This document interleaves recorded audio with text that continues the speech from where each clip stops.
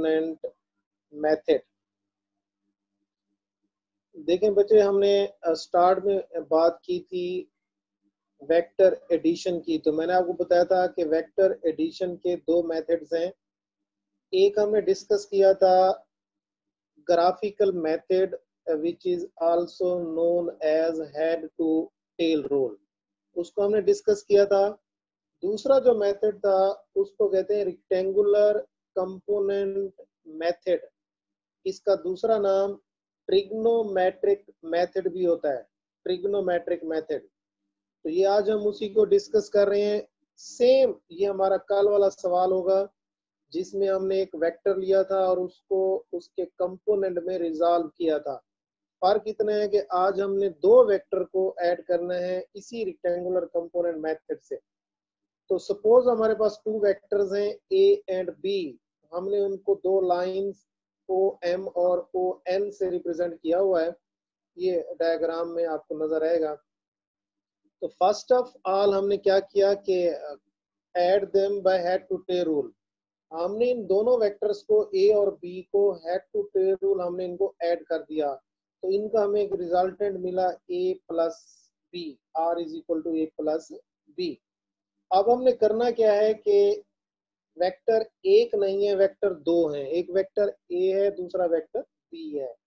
हमने इनको रिजॉल्व करना है वेक्टर ए और बी को इन देयर रेक्टेंगुलर कंपोनेंट्स, और इसी तरह इनका जो रिजल्टेंट वेक्टर है आर, उसके भी हमने रेक्टेंगुलर कंपोनेंट लिखने हैं।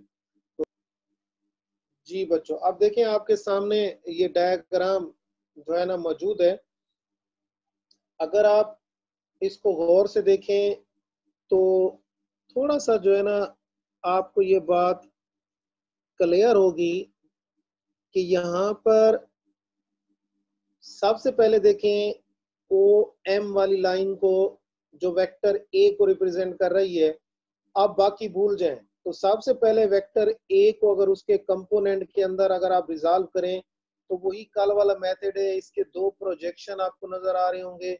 एक इसका प्रोजेक्शन होगा ओ क्यू और दूसरा इसका प्रोजेक्शन होगा एम क्यू।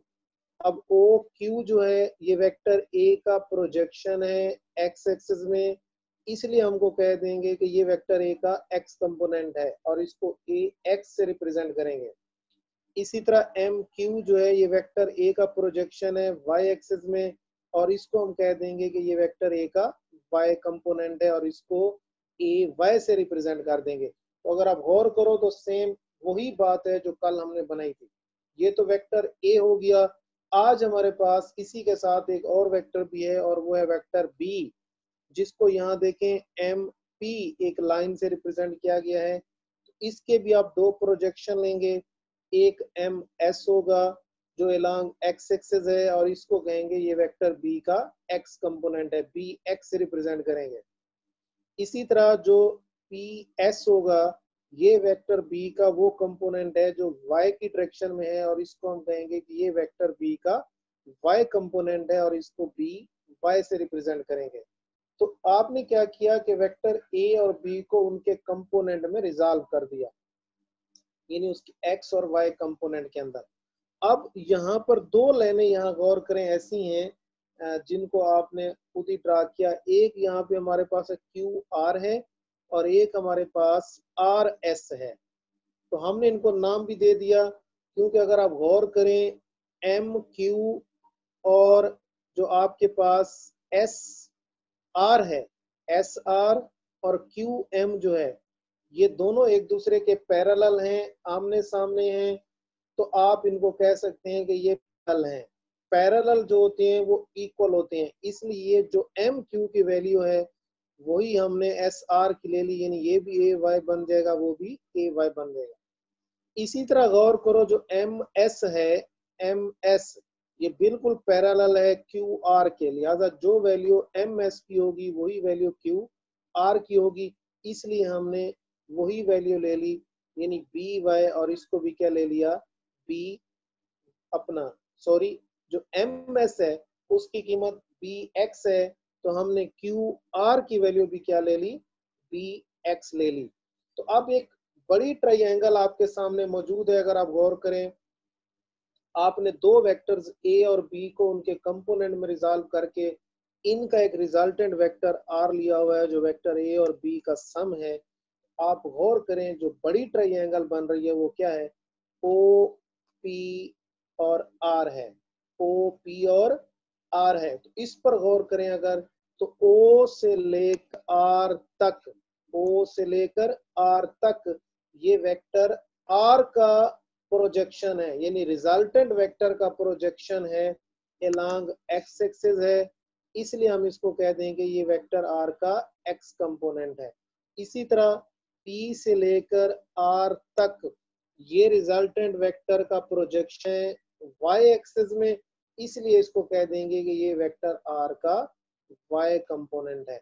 जैसे आपने वेक्टर A और B के प्रोजेक्शन लिए, इसी तरह हमारे पास एंड पे इनके टोटल जो रिजल्टेंट वेक्टर है R, उसके प्रोजेक्शन यहाँ हमने ले लिए कि जो उसका x एक्सिस में प्रोजेक्शन है उसको हमने x कंपोनेंट कह दिया, r x से रिप्रेजेंट किया, और जो y एक्सिस में है उसको हमने y कंपोनेंट कह दिया और उसको r y से रिप्रेजेंट किया।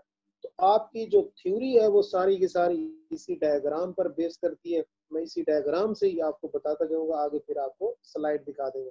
सबसे पहले यहाँ देखें, आपको नजर आ रहा है ax, bx और rx नजर आ रहे हैं। ये तीनों के तीनों जो है ax, bx and rx are the x components of vector a, b and r। यानी ax, bx और rx जो है ये वेक्टर a, b और r के x कंपोनेंट्स को रिप्रेजेंट कर रहे हैं। ax हो गया, इसी तरह ये bx हो गया, और ये आपके साथ नीचे खड़ा है rx हो गया। तो ये तीन जो आपके पास कंपोनेंट हैं ये वेक्टर a, b और r के x कंपोनेंट को रिप्रेजेंट कर रहे हैं। इसी तरह आप यहां गौर करें a y, b y और r y, ये वेक्टर a, b और r के y कंपोनेंट्स को रिप्रेजेंट कर रहे हैं। यानी a y, b y and r y are the y components of vector a, b and r। तो अब हमें ये पता चल गया इस डायग्राम में कि a, b और r वेक्टर के x कंपोनेंट भी मौजूद हैं और a, b। अच्छा, अब देखो बच्चे, मैंने आपको बताया डायग्राम के अंदर के ax, bx और rx जो है ये x कंपोनेंट्स हैं वेक्टर a, b और r के। तो यहाँ देखो, सबसे पहले हमने एक इक्वेशन लिखी हुई है rx is equal to ax plus bx, क्योंकि अगर आप डायग्राम पर गौर करें तो वहां में ये नजर आ रहा है कि ax और bx जो है ये सम है रिजल्ट वेक्टर r के x कंपोनेंट के। यानी आप ये कह सकते हैं कि sum of the x component of vector a and b is equal to x component of resultant vector r। यानी इन दोनों वेक्टर a और b के x कंपोनेंट का सम मजमुआ रिजल्टेंट वेक्टर के x कंपोनेंट के बराबर होगा। इसी तरह सेम जो हमारे पास नेक्स्ट स्लाइड आ रही है उसके अंदर आप देखेंगे कि इसी तरह वेक्टर a और b के y कंपोनेंट का जो सम होगा वो रिजल्टेंट के y कंपोनेंट के बराबर होगा। सर जी स्लाइड चेंज कर दें।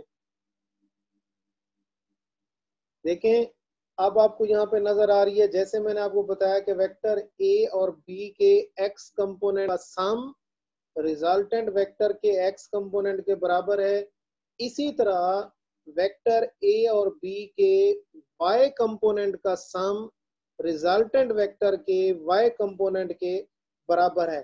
तो यहाँ से हमें इनके x कंपोनेंट फाइंड आउट हो गए, यानी हमने रिजल्टेंट वेक्टर का x कंपोनेंट भी फाइंड आउट कर लिया और उसका y कंपोनेंट भी फाइंड आउट कर लिया। अब आप इसका मैग्नीट्यूड फाइंड आउट कर सकते हैं, जो आप फार्मूला पढ़ रहे हैं। मैग्नीट्यूड कैसे मालूम होता है, x कंपोनेंट का स्क्वायर लें जमा उसके y कंपोनेंट का स्क्वायर लें, उसके बाद होल का अंडर रूट ले लें। Next slide. अब देखें बच्चों, जो मैं आपको बता रहा था कि जब आपको x और y कंपोनेंट मालूम हो जाए आप मैग्नीट्यूड कैसे मालूम करते हैं। तो मैग्नीट्यूड का वो फार्मूला है जो हम लास्ट टॉपिक में पढ़े हैं, होल का अंडर रूट ले लें, तो ये फार्मूला है are is equal to x square plus r y square whole का अंडर रूट। तो इसमें x की वैल्यू पुट कर दें, आर एक्स की वैल्यू जो कि A x plus B X equal थी। इसी तरह आर वाई की वैल्यू पुट कर दें जो ए वाई प्लस बी की इक्वल थी, उनका स्क्वायर ले लें। ये होगा magnitude of resultant vector R. इसी तरह आप डायरेक्शन फाइंड आउट कर सकते हैं, उसका भी आप मेथड कल के टॉपिक में पढ़ चुके हैं। Theta is equal to tan inverse y component over x component. ये देखें यहाँ हमारे पास डायरेक्शन है, वही फार्मूला है जो कल के आपने टॉपिक में यूज किया था। Tan theta is equal to y over x component, theta is equal to tan inverse y over x component. तो आर वाई की वैल्यू आपके पास a Y plus B y है और आर एक्स की वैल्यू आपके पास a x plus B x है। तो फर्क ये है कि कल के टॉपिक में हमने एक वेक्टर को उसके कंपोनेंट में रिजॉल्व किया था, हमने उसके एक्स और वाई कंपोनेंट फाइंड आउट किए थे, उसका मैग्नीट्यूड और डायरेक्शन फाइंड आउट किया था। आज हमारे पास फर्क ये है कि वेक्टर एक नहीं दो वेक्टर थे ए और बी। पहले हमने उनको उनके कंपोनेंट में रिजॉल्व किया, फिर हमने उनका जो रिजल्टेंट था उसके एक्स कंपोनेंट और वाई कंपोनेंट निकाले, फिर हमने उसका मैग्नीट्यूड निकाला। अब ये आपके पास डायरेक्शन है। आखिर पे जो हम बात करेंगे, ये जो लास्ट जो हम बात करने लगे हैं, अगर आपके पास जनरल मैं बात कर रहा हूँ, अगर आपके पास वेक्टर दो नहीं दो से ज्यादा हैं, यहाँ गौर करो लिखा हुआ है for any number of coplanar vector a b c d, आगे डॉट्स शो किए गए हैं, मतलब ये तादाद लामहदूद है। जितने भी वेक्टर्स होंगे अगर आप उनको ऐड करते हैं तो फिर आपने फार्मूले में क्या लिखना है, are is equal to A x plus B X plus C X plus dot dot डाल के होल का स्क्वायर। इसी तरह A Y plus B Y plus C Y plus so on square. यहाँ से ये पता चलता है कि किसी भी वेक्टर के जो रेक्टेंगुलर कंपोनेंट्स होते हैं, अगर कोई आपसे पूछे कि मैक्सिमम कितने होते हैं तो आप कहेंगे मैक्सिमम इन्फिनिटी होते हैं।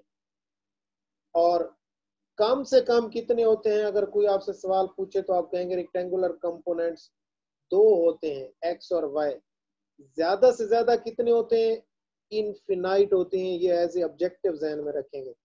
तो आज के इस पूरे लेक्चर में आपने ये सीखा कि दो वेक्टर को रेक्टेंगुलर कंपोनेंट मेथड से ऐड कैसे किया जाता है।